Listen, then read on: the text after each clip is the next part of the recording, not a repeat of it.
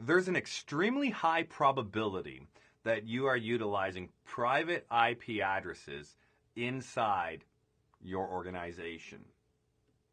So right here is the dividing line between our private network, the inside of our organization, and the public network, the internet. On the private side, we use the private addresses. These private addresses that fall within the 10 network, the 172.16 through 172.31 networks, and the 192.168 networks are all part of this private address space. They are referred to as RFC 1918 addresses that have been specifically reserved by IANA for this private function. And what is this private function? It's to allow you to address your internal organization using these IP addresses, while at the same time, another organization is addressing their network with possibly the exact same private IP addresses. Yet, there is no conflict in this case. Why? Because the private addresses are only routable inside your local network. They're not routable across the internet. And as a result, those private addresses, those packets that are sourced or destined to those private IP addresses stay within your local network.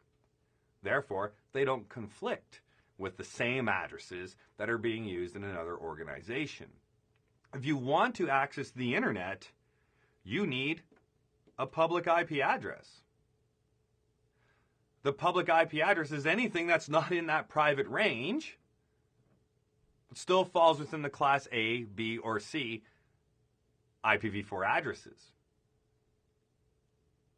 Now, why did we create these private addresses? Because we were running out of IPv4 addresses. There's only 4 billion possible IPv4 addresses, and some of those are multicast addresses. Some of those are reserved by IANA and cannot be used.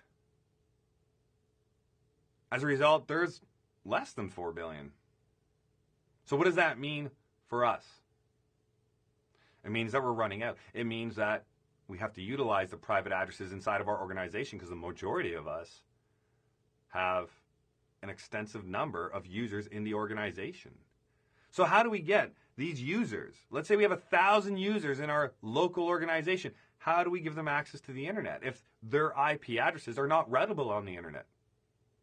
For example, how do we get this PC over here with an IP address of 172.16.1.10 to access the server at 209.165.200.225? That's right. We need to translate the IP address from a private IP address to a public IP address.